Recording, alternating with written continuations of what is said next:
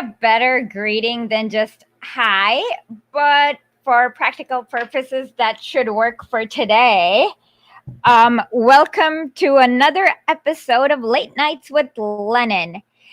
There's a viewer who always says Liberia whenever he enters. His name is, I don't want to single him out, but I've been just very curious about why he always says Liberia or Monrovia whenever he enters. Sometimes it's an interesting story. Let's see. We have Meg MacPherson from Hampton Leftists. Fred Hampton Leftists. Because the Hampton Leftists kind of gives you a different context. Like you think, Hamptons, rich people on a beach. So it's actually Fred Hampton Leftists. Hello, Aeolus Drift. I look forward to the discourse, although I've never really understood what the word discourse means.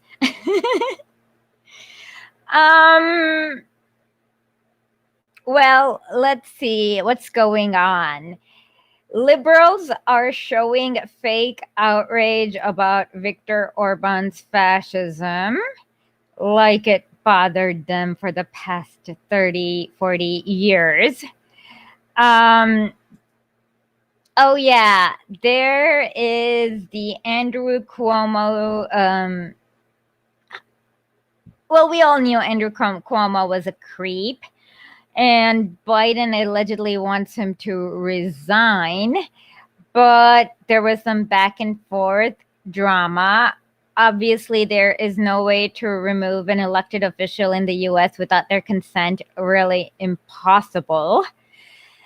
So while he probably will not be able to fundraise for being president,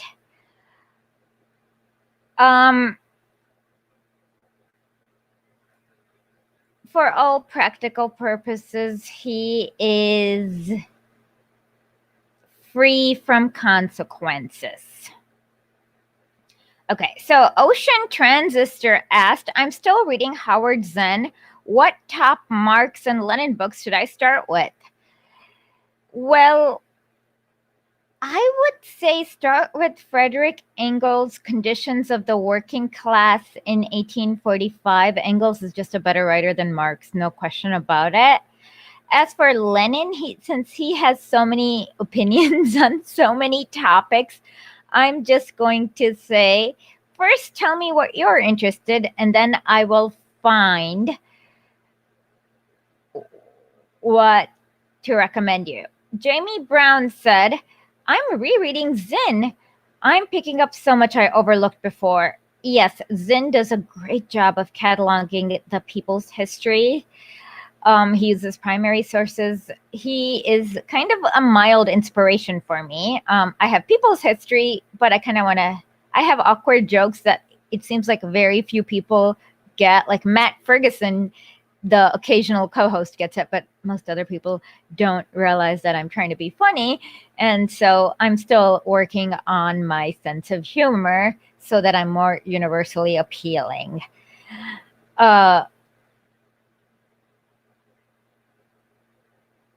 Oh yeah,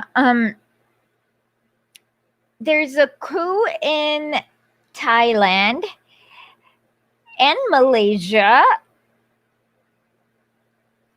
Where else are they cooing? I made a thread of all the Juan Guaidos, and I'm converting that to a video. And let's see, there's a coup in Thailand, Malaysia. We did Myanmar. Am I missing a country? I'm sure I'm missing an Asian country but that they're trying to coup, but whatever. And it was really interesting because today on Twitter, someone was wondering, why is the U.S. government trying so hard to coup when the empire is dying?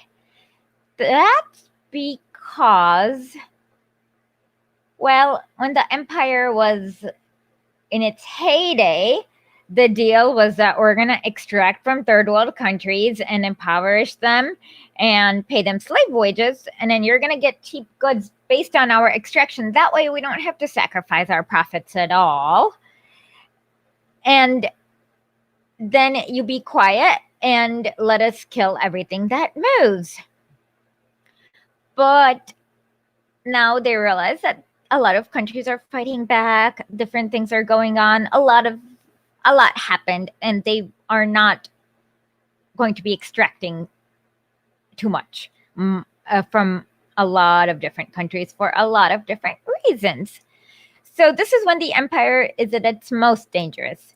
This is when they're going to be cooing the most. And this is when you need to be the most vigilant. And let's see.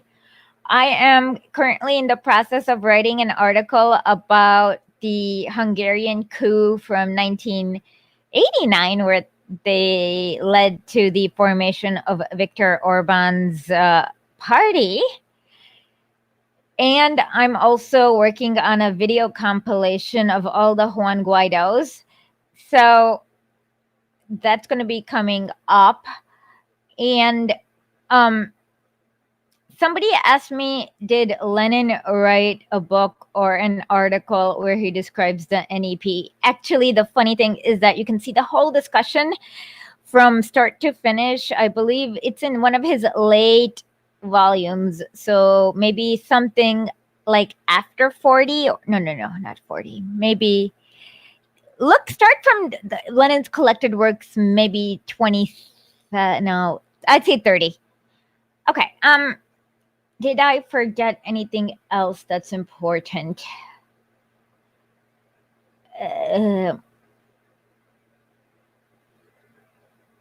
Nina Turner. Yes.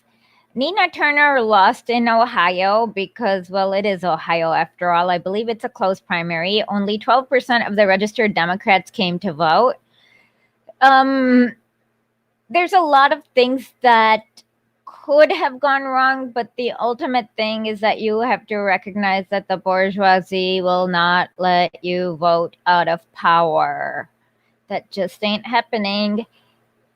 And am I forgetting anything? I'm probably okay. Oh, also, for all the liberal Hungary understanders, please let them know that Hungary never had a liberal democratic tradition. It just didn't exist until 1918.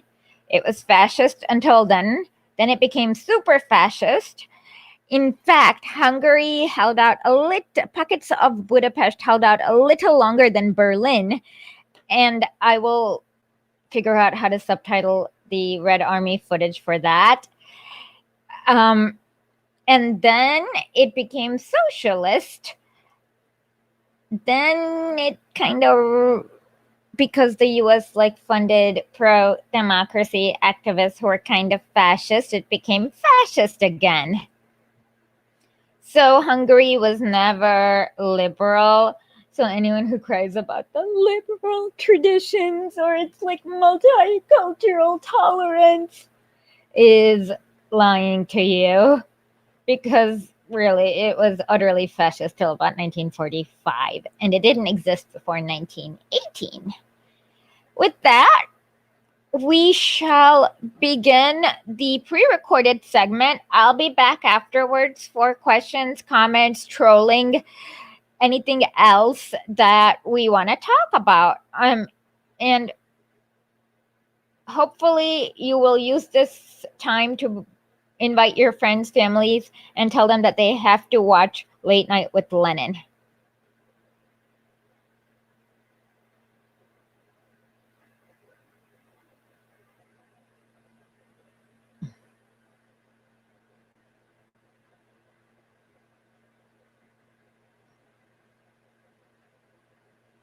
So, you live in Florida? I do. Yes. How is it being in the worst right-wing hellhole in the?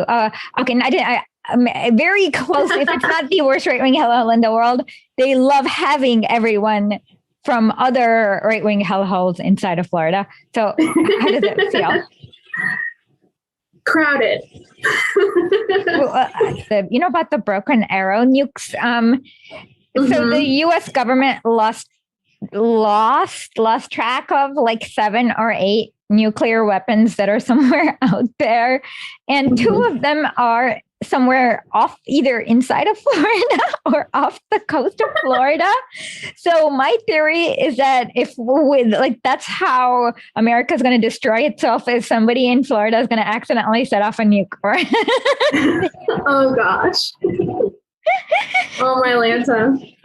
Do you agree? Or honestly, I wouldn't be surprised. Like that is just that is a story that would come out of Florida. 100%. That is a Florida man story. I just stumbled upon a nuke and now we're all dead.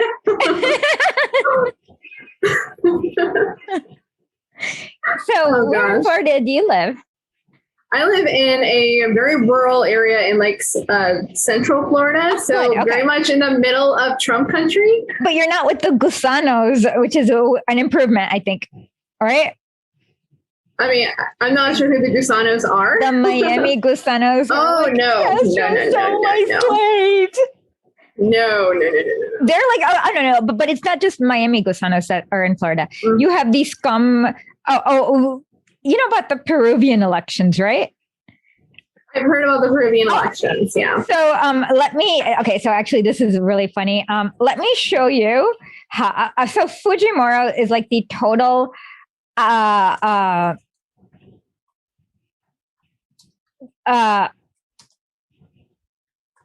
fascist candidate.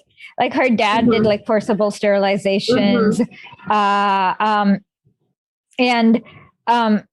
It was Jenna. Is there a way you can find Ali's tweet where he gets the vote tally from Miami? Ali Vargas. Yeah. Let me. Okay. We had him on. So, anyways, Pedro Castillo like won decently in everywhere, but in Miami. So if you're, I guess, a foreigner or a dual citizen, I don't know if whatever it is, like you can vote absentee from Miami, I guess.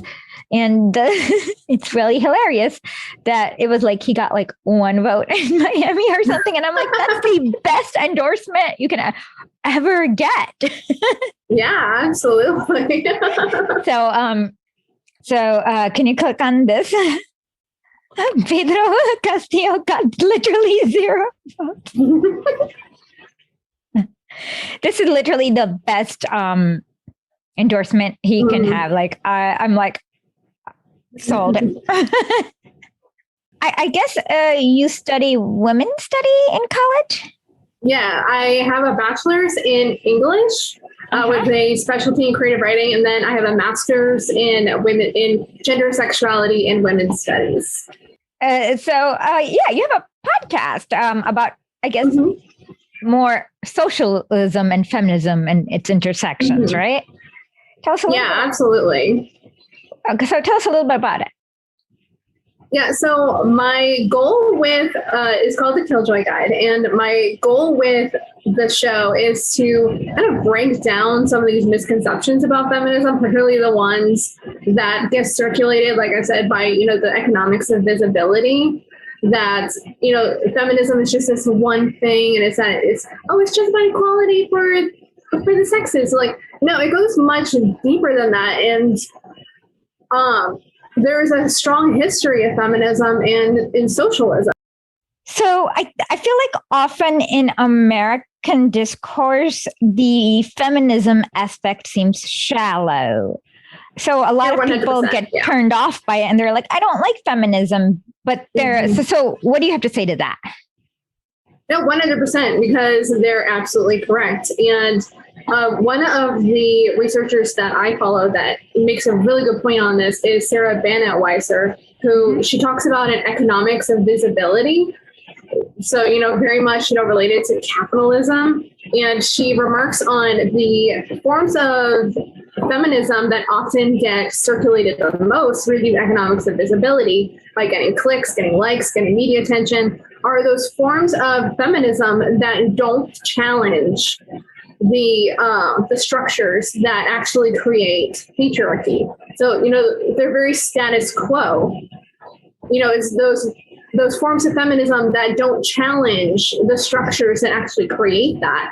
So they're 100% correct, because a lot of those structures, are very elitist, and they only uplift women who already have privilege. And Angela Davis called that bourgeois feminism, and she's absolutely correct on that.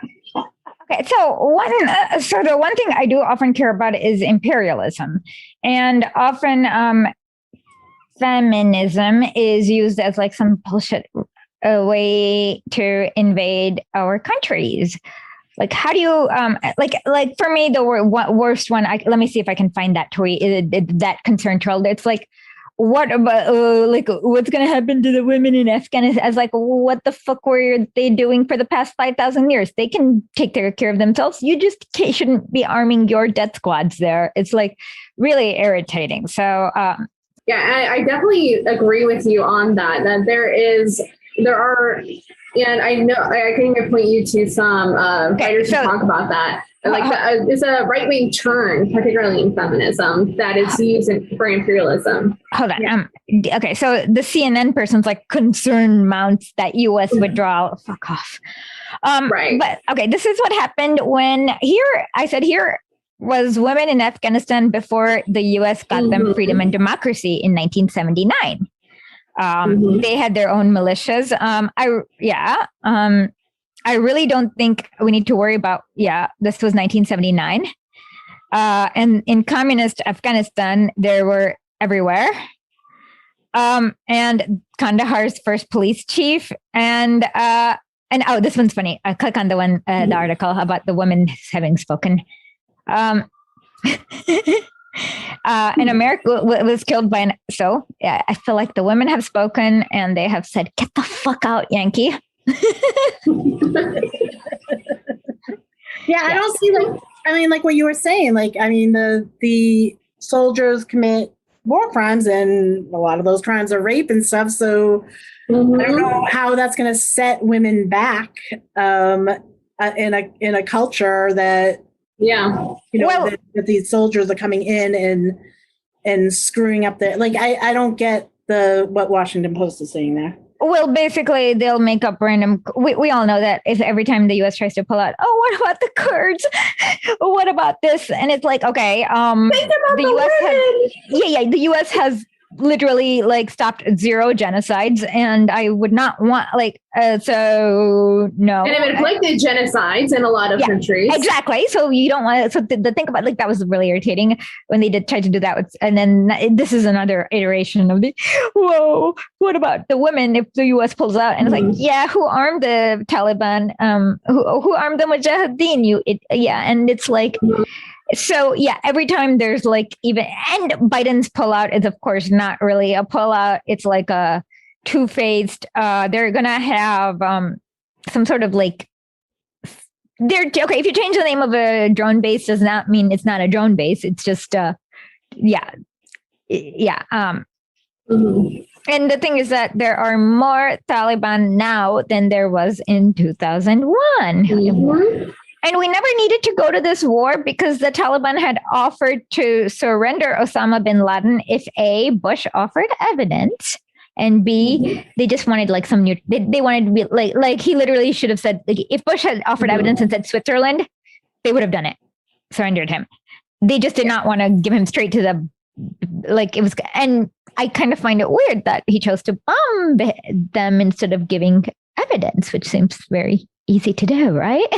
Oh, no, we know why he did not want to give the evidence, because we also know that there are other people he is very involved with, like the Saudis, who are it's a package deal. The evidence, absolutely.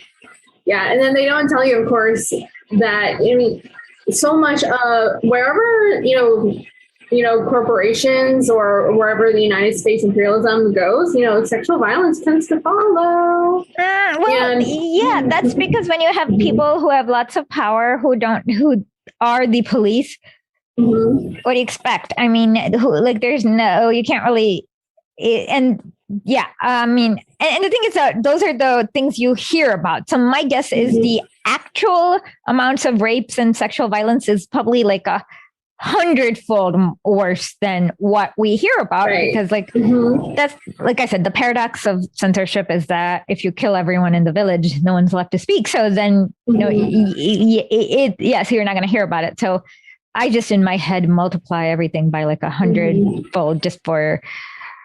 That's probably my guess, but we'll never know. But what we know is horrific enough, in my opinion.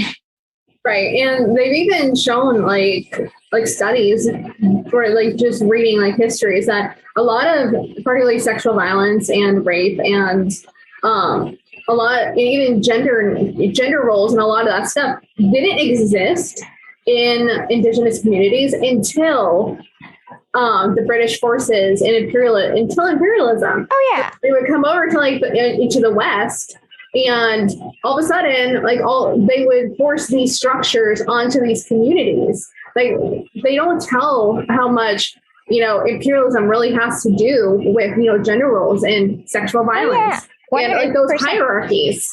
There were gay bars. Yeah. I mean, not gay bars. Sorry.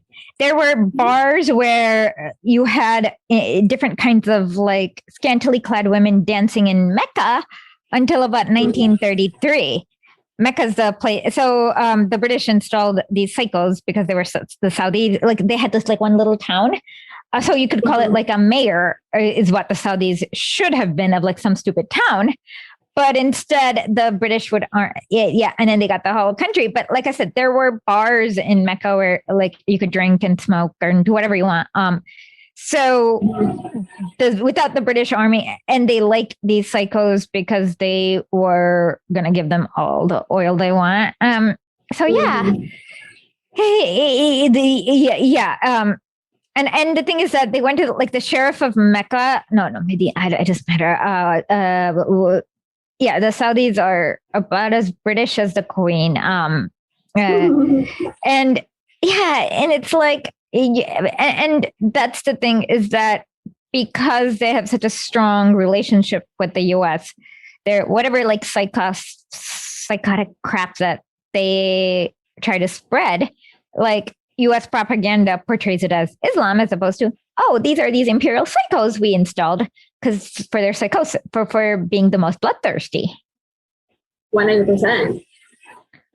Yeah. So the person you should look up is Nadezhda Krupskaya. She's Lenin's wife, and she's even Lenin said like she wrote a lot. Like she was a librarian. She's the reason why okay. So she is the UN Literacy Prize is called the Nadezhda Krupskaya Literacy Prize because if you literally everyone who knows how to read in a non-imperial country knows it because of her.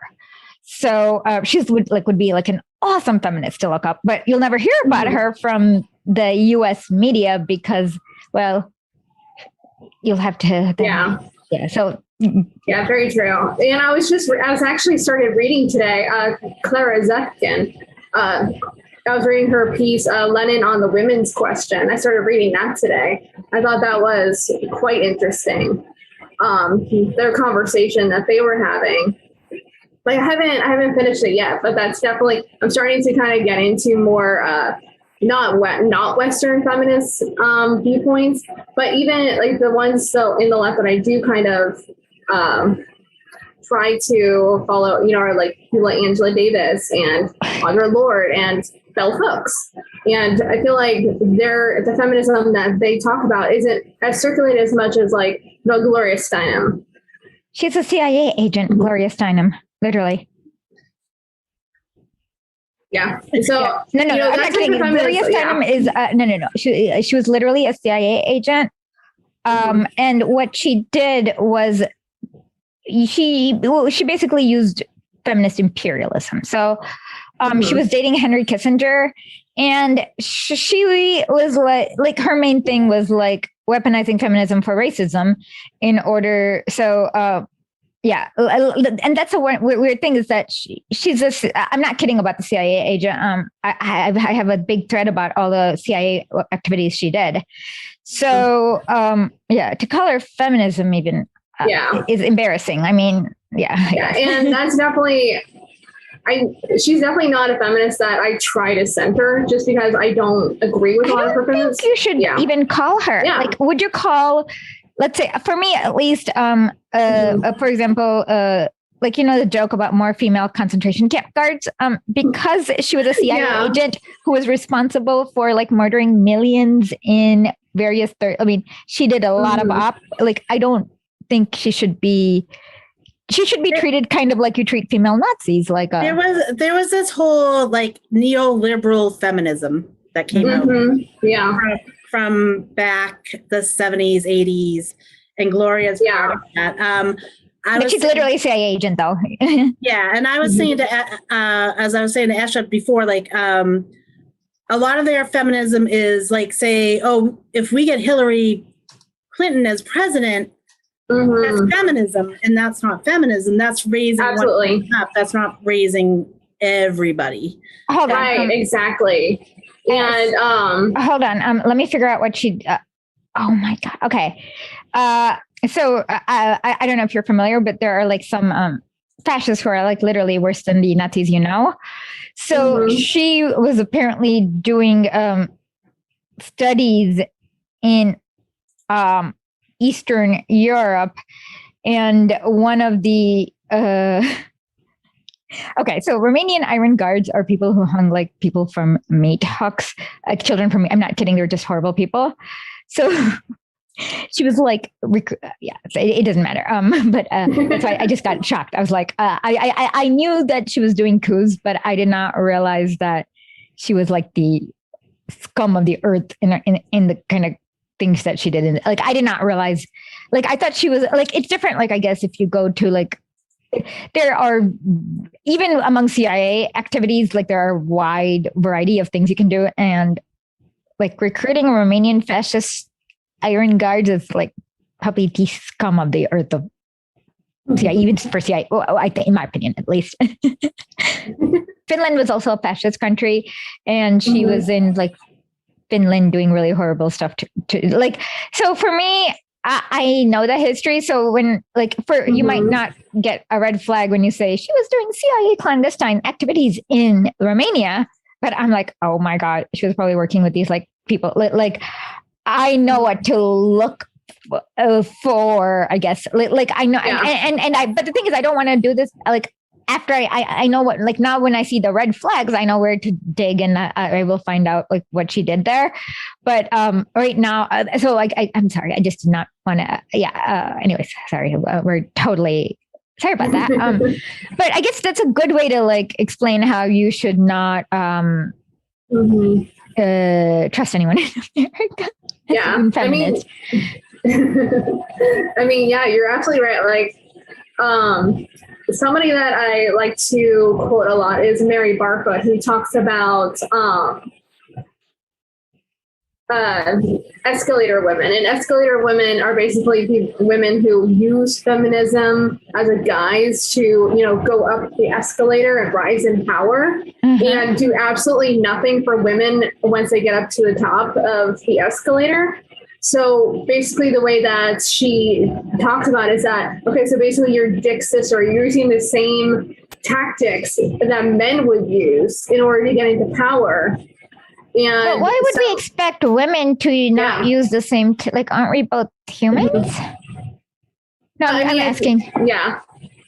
Just curious. I mean, the difference between like being competitive towards being cooperative and then like bringing everybody up with you. It's a difference of like men live in this world of like competitiveness, and that's why we have these people like Andrew Cuomo who are sexually harassing women and killing people in nursing homes because he has no sense except for the competitiveness of being in power. Like that's all he wants. He doesn't care who he steps on. And so I think from what I understand of feminism, that what it should be is that we are lifting everybody up with us. We're lifting anyone. Absolutely. But why would we expect bourgeoisie women to behave differently than bourgeoisie men? Like, that is one thing I'm just curious, because it seems like people are surprised that they do it, and you're like, I'm asking. But no, that's exactly the point, that Sparklet makes is, it's always, the bourgeois women who will try to get power in this way, like working class women. And, we're much more willing to, I feel like, collaborate than women who have their class interests in mind. Because with elite women, like, all they want is, to, in their mind, equality means, being equal with the men in their same class power structure. They just want that same power. So they're willing to do the same tactics that men would use in order to get that power and not change the structure on their way up. Like revolutionary feminists, and this including, Black feminists and lesbian feminists, they were much more about, no, we have to, instead of, they want to keep the same, like reformist feminists and elitist feminists and bourgeois feminists, they want to keep the structure in place. They just want that power. Revolutionary feminists want to completely dismantle the entire system and rebuild it. That way we can have actual equity and justice. And so that's definitely the type of feminism that I'm more for. Like, I'm not for tweaking, like, I don't want women to just be at the table and have a voice, whatever you want to say that means, because they're just parroting the same talking points. Maybe we can, sand down the table, maybe give it a new paint job every once in a while, tweak it just here and there, but the table stays the same. The same legs of capitalism, imperialism, white supremacy, and patriarchy are all still holding up that same table. No, we need to tear that table down and build a new table that's not built on those structures. So, like what you're saying is like, we do need to change everything, but it does then come down to, yes, I mean, the main thing is the class structure. And if we still have this class structure in place, we're not going to end racism. We're not going to end sexism. We're not going to end any of those things, but we also have to battle those things on that front too, which I get. Absolutely. So like what in talking about feminism, like what like socialist feminism, like if it is coming from a socialist, a communist, or leftist point of view, what are some of the things that they want to do to bring it up, bring women up to this level? Like what are Yeah, and actually a great book that can actually talk about that is this one right here. It's called Feminism for the 99% by Cynthia Aruza, Tini Bhattacharya, and Nancy Fraser, who they talk about a feminism that's from the grassroots. And they talk about not militarized feminism, like how do they describe it? So I don't remember. But definitely more of a by the way, what's that statue we have right behind you? Oh, this one right here? That's is Batgirl. Oh, okay. So do you like Catwoman or actually like? Okay, so for me, I like the Batman comics. I also like the movies, but I'm definitely more of an X-Men fan. But for the comic books, but yeah, have you seen the Batman movies? Oh, of course. Which is your favorite? Yeah. If I had to choose, I would probably have to go with The Dark Knight. I feel like that one's definitely probably my favorite. Though I do really like the very recent Joker movie. Oh yeah, I talked a lot about class. I thought that was very interesting. So what I always say, like for me, if in a lot of American comic books, not all of them, like the villain, militant feminism. Okay. That's what I meant to say. Okay, so in a lot of the American comics, not all of them. Like with X-Men, you have a big variety. I like it that way. But then like when you see in The Dark Knight Rises, especially, like Bane is the hero. He's like, he's like gives a great critique. It's like in Gotham. I know I've already done a Bane impression before, but like on this show. But like for me, I love this because, let's what is it? Gotham. Okay, so this I think is a very good app. Okay, by the way, we could okay, so we won't get hit by copyrights as long as we pause every 30 seconds and talk about it, Janet, just so you know. Okay. But here is like this is, I believe, a very good distillation of Marxism. Interrupting so we fight the algorithm. Okay. Keep you down with myths of opportunity. Okay, let's go. The American dream, baby. Yeah. I love how they try to make it seem bad. I'm screwing your press. See? That's what we all are supposed to do. There are 2 million people in prison and we should storm all the prisons and free everyone, but whatever. Storm the Bastille. Yeah. They had no jurisdiction to look into. Hold on, let me explain. So in 2003, Joe Biden definitely voted yes. Bernie voted no, thank God. Hillary Clinton voted yes for what obviously the official name is not the Hague Invasion. Maybe it is it? But I call it the Hague Invasion Act. I hope it's not the official name, but it might be. But it says that you can actually go invade the Netherlands if they try to put U.S. War criminals in trial there. Oh my God. It authorizes, so it's called the Hague. That's crazy. So technically, it doesn't. Also, another thing that's really terrible, and this has been a big problem in probably everywhere, but because Japan has a little bit of like standing in the international community, they can make their voices be heard a little bit better than everywhere. But U.S. servicemen go rape people in Okinawa, like, and then they would just. The U.S. government would just like instead of having them stand trial, like they would just go, "Oh, he was like," and ship them out. And in Japan, there was